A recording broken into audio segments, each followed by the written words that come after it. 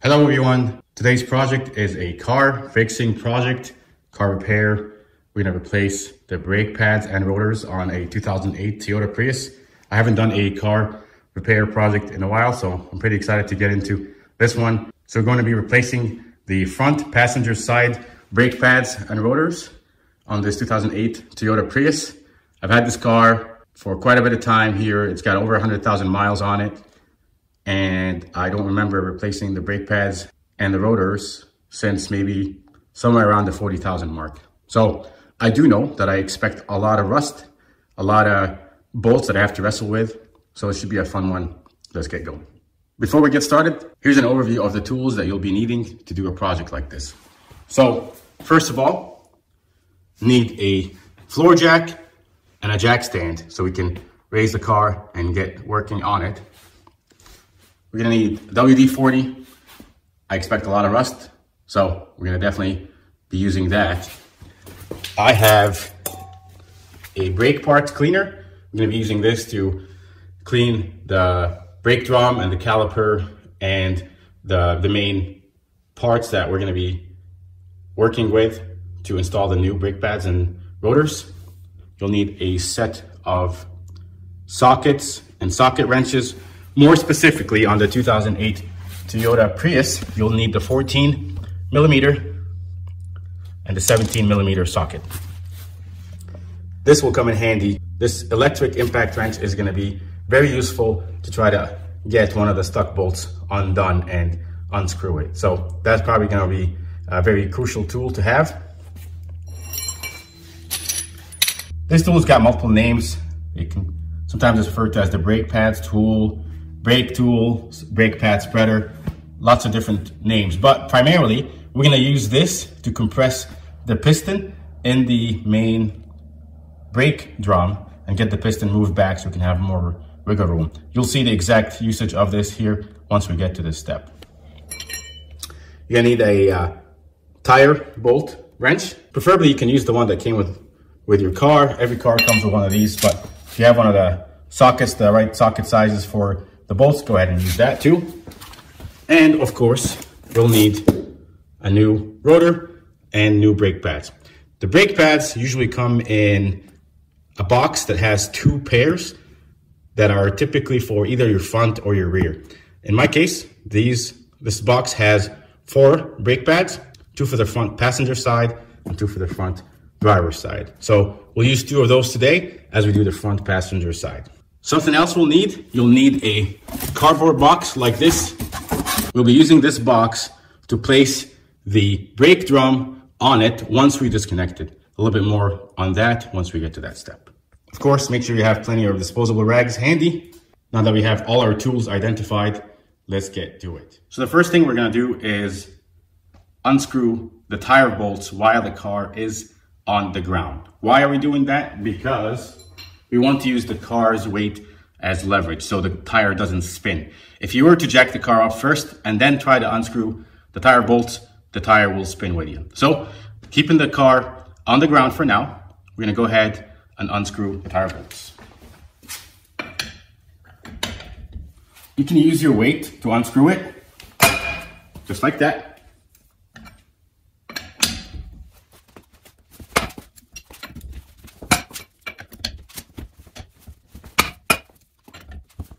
When you're doing this, make sure that you push the wrench all the way in so it's fully over the bolt. That way, when you push down with your weight, it's not just on the outside and doesn't strip the outside of the bolt. So now that I got the tire bolts unscrewed a little bit, not all the way, I'm gonna go ahead and jack the car up. So when jacking the car up, I always like to use my floor jack to jack the car up, then lower the car onto the floor jack. That way, the weight of the vehicle is not just sitting on the floor jack the entire time while I'm working on the car. So a common mistake is jacking the car up from a location on the lower part of the vehicle that isn't part of the metal chassis. You always want to find the right location that's part of your metal chassis and jack the car up from there. Oftentimes there's plastic parts and plastic pieces that are attached to the metal chassis, and these are not suitable for jacking the car up. Also, sometimes your manufacturer will recommend specific spots or have specific spots in the lower section of the chassis where you can jack the car up. Check your manufacturer's owner's manual as well, because sometimes there's good hints in there.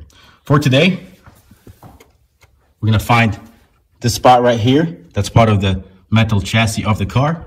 So I'm going to be raising the car up in that spot, and I'll be placing the jack stand right behind, then lowering the car onto this. Just a word on floor jacks and the jack stands. So the Prius is a fairly light car. It's a compact car. It's around 3,000 pounds. So if you're gonna be investing in a floor jack like that, you can probably get one of the cheaper ones that are only rated for compact cars. So 3,000 or 3,500, 4,000 pounds or so, that would work just fine. If you're gonna do that, make sure that you check the rating on your floor jack and the jack stand to make sure you're buying the correct one for your vehicle. Those floor jacks and jack stands also come for higher weights, things like if you have a truck or something like that. Or if you have a compact car and a truck and you expect to be doing these kinds of projects, I would recommend that you invest in a heavier duty, heavier weight floor jack and jack stand. I'll leave a link below for this one that I'm using in case you're interested.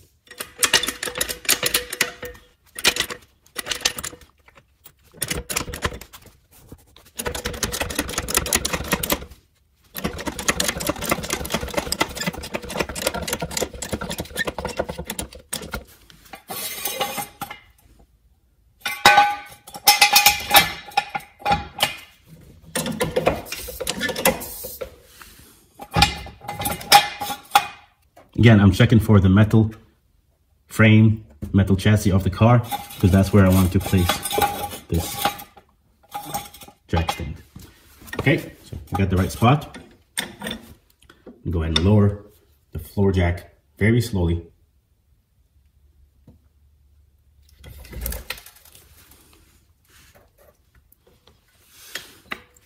All right, and I'm gonna go ahead and leave, see the weights on the jack stand. I'm gonna leave the floor jack in its spot, slightly lowered, just in case something happens. But at this point, the car is raised, the tire is off the floor, we're ready to keep working. So if you've never replaced brake pads and rotors on a car like this video is for you. Really, my goal is to show how simple and easy it is to do a job like this on your car. It's easy to think brake pads, rotors, that's probably not a job for me, something that only mechanics are able to do. But replacing brake pads and rotors, in my opinion, is as simple as oil changes. They're fairly easy to get to. In fact, sometimes getting to your brake pads and rotors is easier to get to than reaching the oil pan underneath your vehicle. You don't have to get below the vehicle for brake pads and rotors. You just have to pop the tire off and know the exact steps for taking the caliper and the brake drum apart. Once you understand all the steps, you'll be amazed how simple a job like this is. So at a minimum, hopefully what you get out of this video is how simple it can be to do a job like this. We'll go ahead and completely remove the tire bolts and try to get the tire completely out.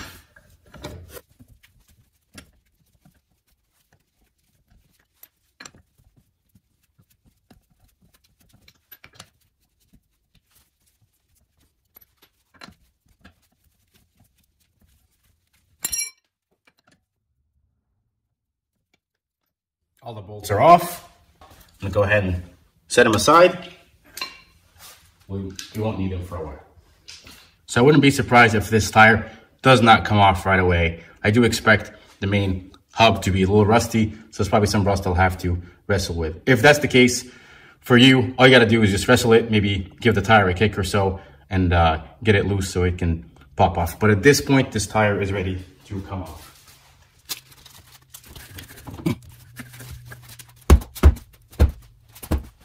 So the hubcap of the tire is actually still pretty rusty. I can't get this tire off, so I'm gonna use some WD-40 and kind of spray it in the back of the tire hub right there and kind of let it sit and sink for a little bit and keep trying. I've been wrestling the tire off here for some time. Like I said, I do expect this because it's a pretty old car. It's got a lot of miles on it. It's got over 100,000 miles, which is not bad for a Toyota. This will probably keep going. Hopefully, if I keep taking good care of it. I'm gonna spray some WD-40, let it sit, and try again. So I'm still wrestling with this old tire hub. It's really rusty, really stuck on there. So what I'm gonna do is I'm actually gonna use, I have a metal rod like this. I'm going to get it in the hub through one of those holes. And I'm going to use it as leverage to turn it against the rotor. Now I'm on the opposite side of the brake calipers and the brake drum. So I don't really care about the rotor because I'm gonna replace it. Nothing's gonna happen to it, it's metal anyway. But I'm gonna push the rim against the metal rotor. Try to get some leverage to get the tire off.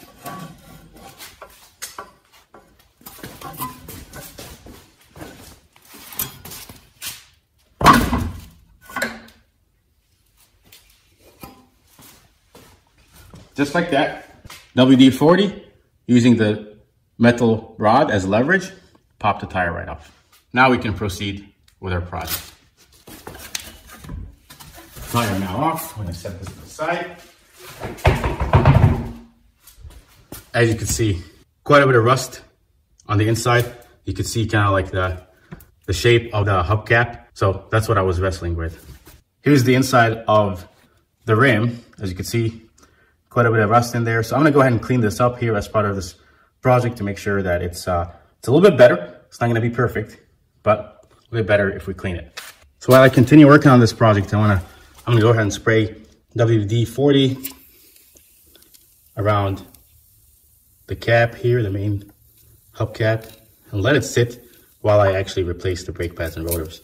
That way, when it's time to install this wheel back on, I'll just wipe this down and it's ready to go. Again, it's not gonna be perfect, but it's one thing you could do to make it better for the next time. So now is a good time to pause for some terminology of the parts that we'll be working with today and just general parts in your wheel area. So first things first, this is your rotor. This rotor is basically the mechanism by which the brakes take effect. That's how your vehicle brakes. Next, you've got your main brake drum that is attached to a brake caliper. And then the caliper is attached to the main strut assembly right here. So this brake caliper is attached to the main strut assembly with this bolt right here and another one farther below. The main brake drum right here has a piston in this section that's connected to your brake line. The brake line is what has the brake fluid. So when you push on your brakes, your brake pedal inside, it compresses the fluid and pushes a drum right here that compresses the brake pads. And the brake pads would push onto your rotor and cause your vehicle to brake. So that's how the brake system actually functions. The brake line right here is going to remain attached to this brake drum while we are disconnecting this. Why? Because we have no need to mess with it. Instead of having this brake drum that we're going to disconnect be hanging on this brake line, we're going to put a little cardboard box right here that's going to just simply be a table for this brake drum while we work on everything else. Obviously, right here, that's your main struts. So your strut assembly. The strut assembly has two bolts that connect to your brake caliper. The brake caliper is where your brake pads go. The brake drum sits on top of your brake caliper. This entire assembly also keeps the brake rotor attached to your main tire hub. And that's how this system works. Next, we'll go ahead and start disconnecting the parts that we just talked about. So the first thing we're going to disconnect is the brake drum from the caliper. So to disconnect this brake drum, we're going to unscrew this bolt right here and another bolt down there. Toyota uses metric bolt. So this is a 14 millimeter bolt. So we're going to use a 14 millimeter socket to try to unscrew this. I expect these bolts to be very, very rusty and very difficult to deal with, which is why I have my impact wrench ready. Also, because we are disconnecting the drum that's connected to your main brake line, I'm gonna go ahead and put a cardboard box right here in the back of the wheel well, such that when we disconnect this drum, we can just place the brake drum on here without causing any tension on the brake line. So because I expect these bolts to be very rusty, I'm not even gonna bother with a manual socket wrench. I'm gonna use my impact drill right here to unscrew these bolts. I expect to have to wrestle with it quite a bit, but that's just part of the job. So that was much easier with the impact wrench. Here is the first bolt that connects the drum to the caliper. Next, we'll unscrew this one, and once we do, this drum will be able to come off. Now be prepared, because as soon as that bolt comes off, the drum will be free.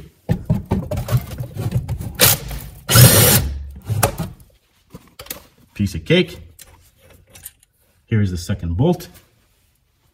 Now at this point, this drum can come free. So I got my box here ready. I'm gonna go ahead and pull on the drum, just like that. And there it is. This is what it looks like. Here's your piston, right there. And here's your main drum assembly. So you're gonna go ahead and place the drum right on this box. As you can see, there's no tension on the brake line. It stays nice and free while the drum rests on the box. So now's a good time to kind of assess and take a look and see how this system works. So here's the drum. The piston goes in here. When the brake pedal is pushed, the piston pushes against this, while the other side of the brake drum pushes against this. So it compresses these two brake pads, as you can see them right there, against the rotor to cause the car to brake. Obviously, in this case, these are really, really old. It's got about at least 60,000 miles on this. The brake pads are not quite worn out, but they're getting pretty close. We'll get these off here and take a look at them. And the rotor is completely gone. It's very, very rusty on the inside. So I'm really glad that I'm doing this project right now. But this is what it looks like on the inside of the brake drum. This is the calipers with the brake pads against the rotor. So next, we'll go ahead and disconnect this brake caliper. I expect a lot of rust. I expect a lot of difficulty getting this bolt right here off, but there's ways around that. Let's get to it. So I'm trying to reach this bolt right here and this one right here. So in order to get a better angle on it, I'm going to go ahead and rotate the rotor towards the outside. So I'm going to turn the steering wheel to the right so I can get a better angle onto those two bolts.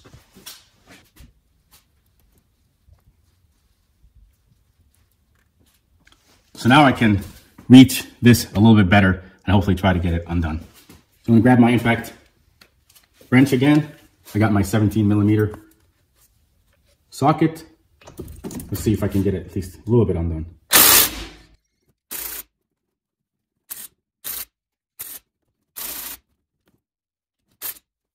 So as expected, it's pretty much completely screwed on there. But at least the impact wrench will try to shake it a little bit and hopefully get it undone. So we'll go to plan B, which is to use a manual socket wrench and use a lot of leverage by getting a metal piece and extending that wrench. By extending the wrench, you get a higher torque, and hopefully we can get this thing undone. So before I get my wrench, I'm gonna go ahead and spray some WD-40 on it and let it sit. That's only gonna help. It cannot hurt. So I'm gonna use the impact wrench on this bolt farther below. But to do that, I gotta get the brake drum kind of out of the way. So I'm gonna go ahead and manually hold onto the brake drum. I'll move the box out of the way and see if I can maybe get this bolt to budge.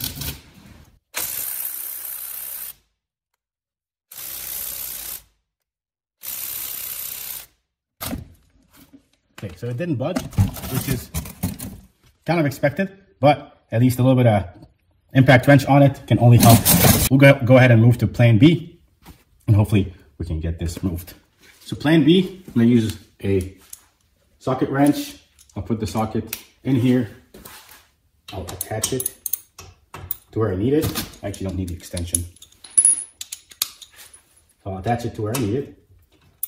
And I'm going to extend the handle using a metal piece that I have. And the idea here is by extending the handle like this, you can greatly increase the amount of torque you apply to the bolt to get it undone. All right, let's give it a shot.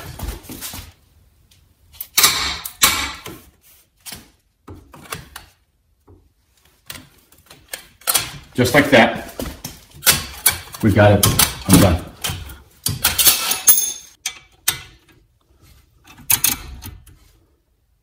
Physics is awesome.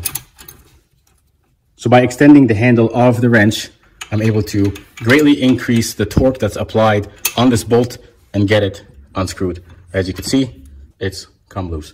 I'll go ahead and do the same thing to the top one. I may need an extension to get around this main bolt right here. So here's this.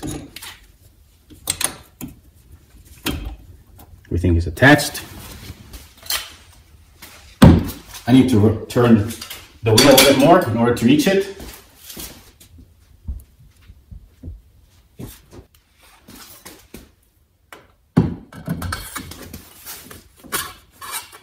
All right, so I've got an angle. Here's what it looks like. Make sure you put that socket completely over the bolt so you can have as good of a grip as you can. So here we go. See, I'm using one hand. Easy. Cakewalk. And there goes the bolt. It's disconnected and it's ready to go. So hopefully you won't have bolts that are as stuck as what I have. But the reason why I've got them so stuck is because I have a fairly older car. But even with an older car, this project, in my opinion, is still very doable, very straightforward, very easy, simple, do it all yourself kind of project. So with the bolts loose, we can now proceed to get them completely off. Should be fairly easy. Here's the first one. As you can see, the caliper is now loose. Next, we'll do the bottom one. Because I got this cardboard box, I'm gonna hold the drum again, move the box out of the way. I'm not gonna take this bolt all the way out yet because I don't want the caliper to just fall on the floor. I'm gonna go ahead and slowly unscrew the other bolt. And at this point, the entire caliper will come off all intact. So, as you can see, at this point, the brake pads are fairly worn out. The metal part of the brake pad is kind of falling apart completely. We're not gonna need any of the brake pads or even the mounting hardware, the metal brackets. The new pads come with that. So at this point, we've got the entire caliper off. We're gonna go ahead and start taking things apart and cleaning the caliper in preparation for installing the new brake pads and putting it all back together. So now comes the task of removing the old rotor off the axle, off the main hub. So with a car this old and that much rust, this is almost pretty much impossible. However, there is a trick. And the trick is as follows. You see these two holes that are pre-drilled into the rotor? They're actually threaded holes. And the reason for that is because it's very normal for a rotor to get super rusty and not come off. So what you do is you use the bolt that we disconnected for the brake drum right here. So the same brake drum bolt is actually used to screw into these two holes and pop the rotor off the main hub. So I'm gonna use my impact wrench for that. 14 millimeter socket. And this time we're gonna screw the bolt into the rotor so it pushes against the main hub. Here we go.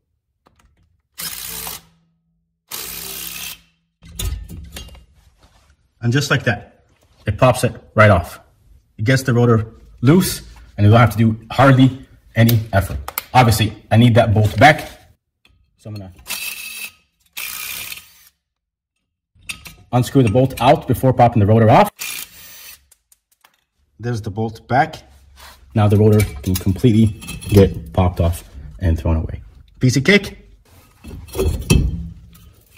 And there we go. This is one rusty rotor. Look at the inside of this thing. It is as rusty as they get. Again, I'm really glad I'm doing this project. Here's the main hub. It also looks pretty rusty, so we're gonna go ahead and use some of that brake pad cleaner and get this as clean as possible. It doesn't have to be squeaky clean. What we're trying to do here for a car with 100,000 miles on it is simply get new parts, get it extended, and keep driving it. But this thing is definitely going straight into the trash. So back to the caliper for a moment. This is how it was installed onto the wheel. At this point, it might be a good idea to take a picture of the brake pads and the calipers to kind of get oriented with how the brake pads are installed. Because when we install the new brake pads, we want to install them in the same manner. But it's pretty easy. The brake pads have a curve on the outside like this, and that curve should match the curve of your rotor. So it shouldn't be hard to get them aligned and not install them backwards. The last thing you want to have happen is install brake pads backwards. So take a good look at it, take a picture for reference. That way, when you're installing the new brake pads and putting the whole thing back together, you know exactly how they're oriented. The metal is just falling apart on this thing. So at this point, it's safe to go ahead and take these off. So just have to kind of push them out. There's one. This other one seems to be pretty rusty. There's the other. This one is pretty worn thin, as you could tell. This is the ceramic material right there. This one has only like 1/8 of an inch. So I'm replacing these brake pads right at the right time. They typically will get worn out uniformly, so they will both wear out almost evenly. This is not bad. Now remember, the caliper sits on top of here and the piston pushes against the one on the inside. So it's not unusual to have the brake pad on the inside of your wheel get worn out a little bit more than the one on the outside. So we'll set these aside. We're gonna wanna pop the metal brackets off. We have no need for this. The new brake pads will come with installation with metal brackets. Expect this one to be pretty rusty, so I may have to use some pliers to get them off.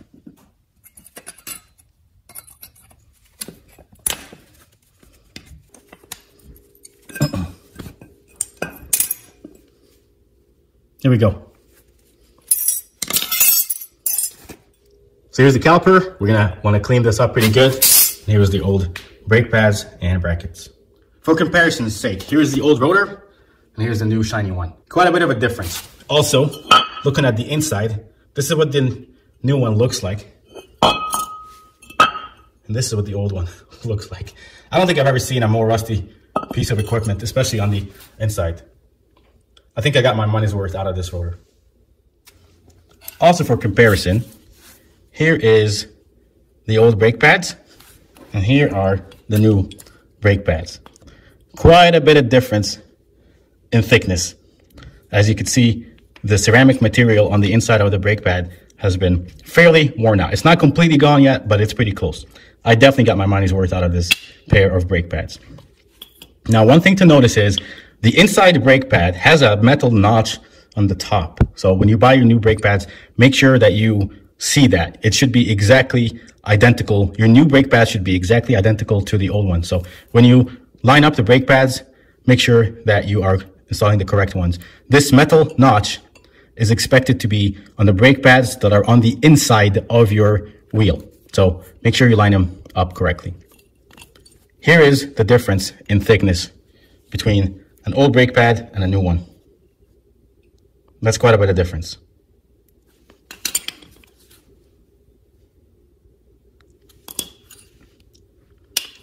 So I'm going to go from having brake pads that are this thick to brake pads that are this thick. Let's get there. So the next step is going to be to clean the brake caliper as well as the hub from any debris or rust that you might find. And we'll use this brake parts cleaner to do exactly that. We're going to spray it and let it sit for a few minutes. Then we're going to use some old rags to wipe any of the dirt or rust off of it, and then keep going. This does not have to be perfect. A car with 100,000 miles on it is not going to have a pristine set of parts. So don't worry about getting it pristine. Just try to get it as clean as possible. So when we install the new parts, it's as good as it can get. I got a piece of cardboard right below, so I don't get as much of this liquid on my concrete floor.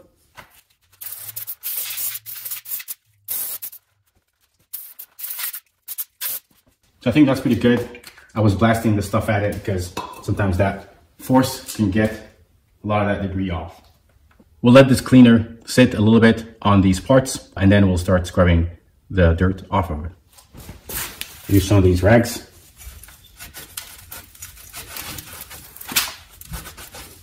This one's pretty soaked with this cleaner, so I'm going to use it to wipe down the hub and get as much of that debris and rust off of it. You can already tell this cleaner is really good at eating away at this rust.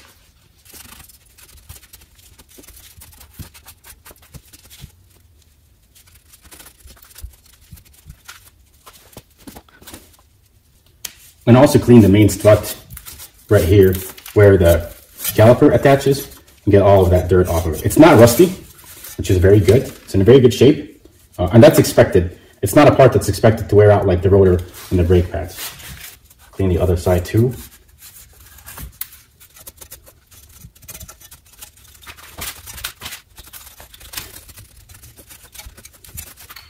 Okay, that's good for the wheel hub. It's ready to go. We'll do the same thing to the brake caliper. What we're trying to do here is make sure that any rust is as clean as possible in the areas where we're going to attach those metal brackets that sit on top and at the bottom of the brake pad. So anything on the inside here, you want to get this, these two spots, you want to get it as clean as possible. So when the new metal brackets are installed, it's as clean as we can get it.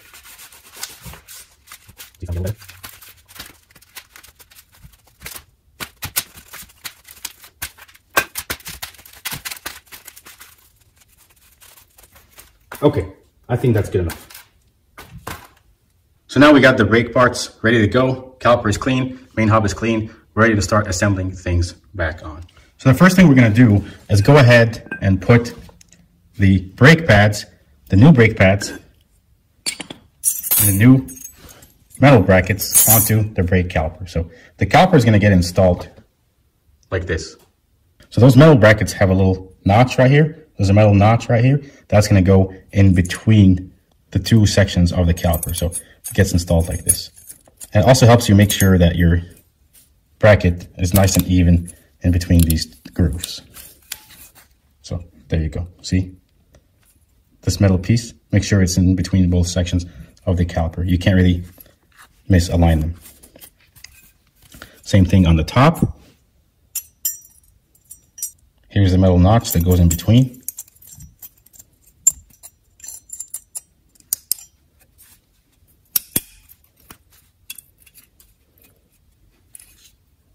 And just like that, we got the metal brackets installed. Okay, next we gotta make sure that we are well aware of the orientation of how we install the brake pads. So we know that the brake pad with the metal tab is the one that goes on the inside. So the caliper is gonna get installed like this. The metal tab was on the top, so that's gonna slide right in here. So it's easier to slide the side with the tab up first. Slide that in, and then slide this section. And we line them up just like this. There we go. So the brake pad is in place. Now we're not going to slide the brake pad towards the inside. We want to have enough room to slide the caliper onto the rotor once we put the new rotor on the wheel hub. So got the inside in. Same thing with the outside brake pad. Now notice the curvature of the brake pad matches the curvature of the rotor. So same exact thing. We'll do this top side first.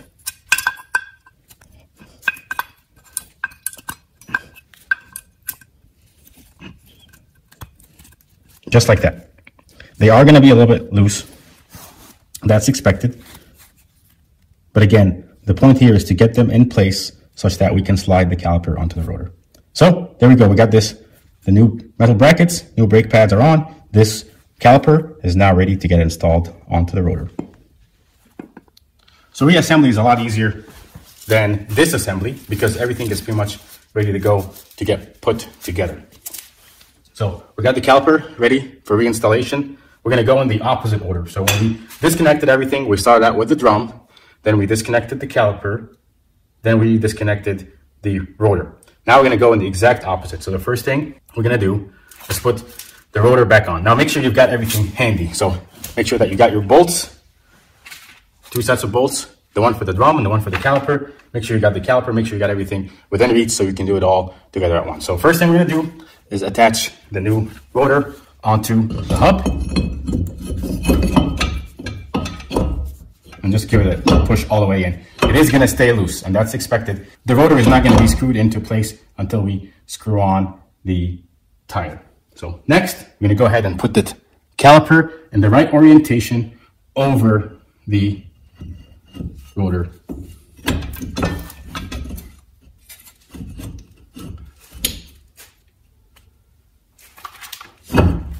So I'm using one hand to push things in place, and I'll use the other to kind of put the bolt, hand screw the bolt into the caliper.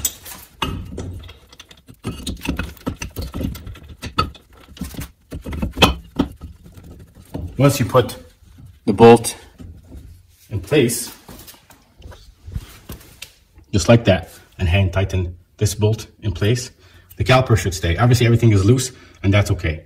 But rotor on, caliper with the brake pads on, and this is what it should look like. We'll put the other bolt into the caliper, hand tighten it, and that should secure the caliper in place. Now I prefer to hand tighten as far as I can, that way I am not over tightening the caliper onto the rotor with everything loose. So I'm going to go as far as I can before I use my drill to screw it all the way in. Okay, so I tightened the caliper onto the main strut assembly as far as I can. As you can see, not a lot of mobility. The rotor is going to stay pretty flexible, and the brake pads, we want to make sure the brake pads don't come off. So at this point, you can go ahead and give the brake pad a little push onto the rotor. That's okay. We'll go ahead and tighten these before our next step. So when tightening these bolts, I prefer to actually hand tighten rather than use an impact wrench. I'm not trying to over tighten. You don't want to over tighten these bolts, so I would hand tighten them fairly tight. Once they're screwed in, just give it an extra quarter turn or extra turn just to make sure that they're all the way tightened. But I would not use a impact wrench or anything like that to screw these bolts in. So still got a little bit of give, and then go as far as you can without using an impact wrench to drive them in. So there we go. Hand tighten them all the way. Make sure they're tight, but don't use an impact wrench to tighten these. Now we have the caliper bolts completely tightened all the way, and now we're ready for the next step. So the next step is to prepare the brake drum and the piston for reinstallation. As you can see, this piston is extended into the area of the brake drum. So we're going to want to compress this back such that we can actually make room for attaching it to the caliper. So to do that, we use this brake pad assembly tool. And what we'll do is we'll grab one of the old brake pads, place the brake pad onto the piston, and insert the tool in between, just like that. And what we'll do is we'll tighten to push the brake pad against the piston and compress the piston all the way down. And notice the piston get compressed.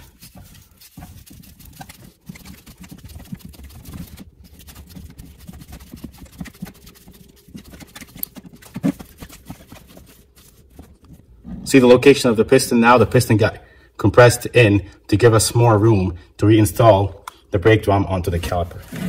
So I'll unscrew this. The tool should come off. Here's my old brake pad. And here is my brake piston compressed all the way. And now this brake drum is ready to get installed. So this is a very important step. We're doing this so we can have more room to make reassembly easier. So that's what this tool is used for. This brake pad spreader tool is used to compress the piston back in and make it easier to install. So now that that's done, we can now install the drum back onto the caliper. This should be very easy. So with all this space, we should be able to slide the brake drum right onto the caliper fairly easily. Now, the brake drum should go in between the metal tabs that we installed earlier, and you should be able to see the placeholders for the bolts line up very well with the caliper. So once you get it back on there, we'll go ahead and hand tighten the bolts back on. Here's one. Here's the other. I do expect these inside nuts to keep spinning, so that's okay. We'll just go grab the right gear for that. So with the brake drum attached back to the caliper, we have no use for this cardboard box anymore. So I'll go ahead and remove it to give us more space. Next, we'll go ahead and screw these bolts for the brake drum onto the caliper all the way. And we are going to use a regular wrench to hold the inside nut in place. I'm going to use a regular electric screwdriver. I don't like to use the impact wrench to screw these in because I don't want to over tighten the bolts. Now, if you have one that's got configurable settings, I usually turn it up fairly high, not all the way, but you know, I've got a 23 setting electric screwdriver. I got it at 20. I'll go ahead and screw this bolt all the way in, holding the inside nut in place.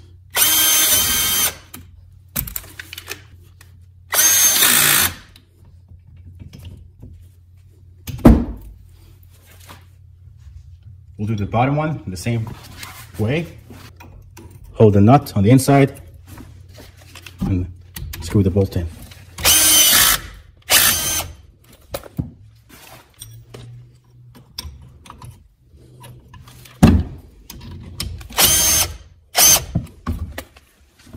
Now notice how I have a little bit of a gap here.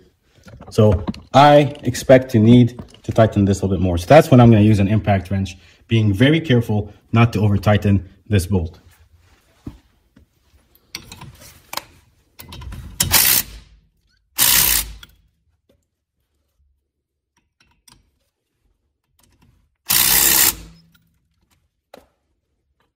There we go.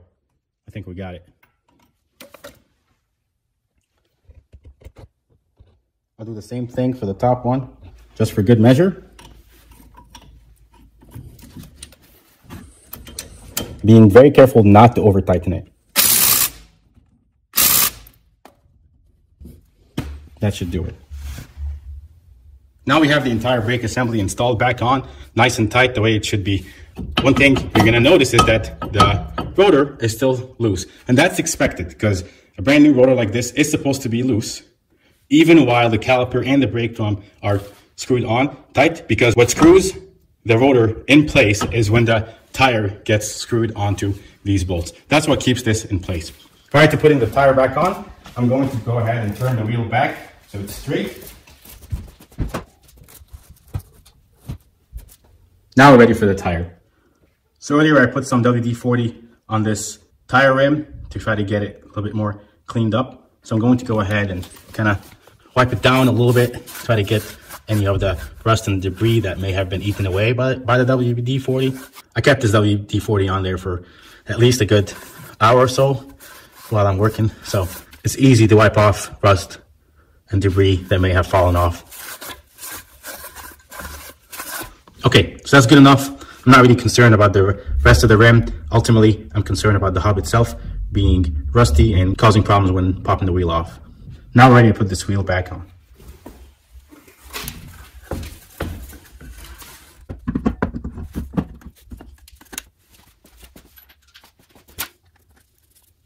Go ahead and attach the bolts.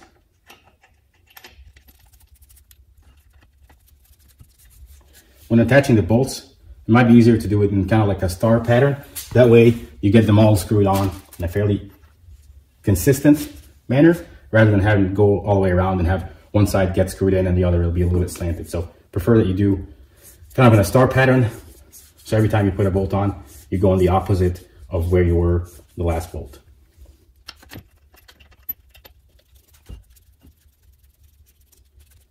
Okay, so all bolts are back on. I'm gonna go ahead and use our wrench. At this point, you can go ahead and tighten. Now don't tighten a single bolt all the way. We're gonna get every bolt screwed in as far as it can go without over tightening.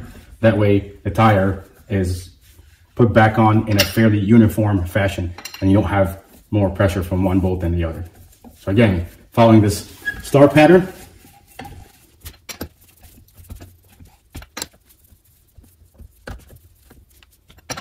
All right, now I'm back to the first one. Now I'm actually gonna tighten the bolts while the car is raised because the tire will not rotate. So I'm gonna go ahead and tighten it while it's there. Now the best way to install the tire back on is to use a torque wrench so you can screw those bolts back on to the right torque per the manufacturer. But I don't have a torque wrench with the right socket, so I'm just gonna go ahead and tighten every bolt. So once I get it tight, do another quick turn to tighten it. Tighten all the way. It's getting tight. Another turn. I'm hand tightening it, but I'm kind of pushing it to make sure that the tire is completely on. After you're done with a project like this, if you don't have a torque wrench, you can go get the tire bolts torqued to the correct specifications. checking them all again. And that should do it.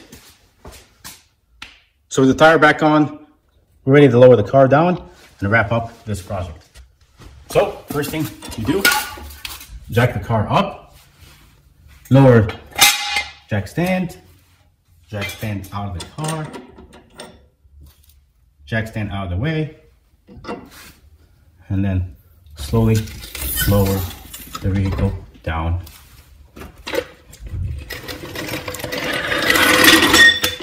Pull the floor jack up, and that's a wrap. This is it for replacing brake pads and rotors. So I hope you found this video helpful. I hope you discovered how simple and easy it is to replace brake pads and rotors. If you found this video helpful, please give it a like and subscribe to my channel. Thanks for watching.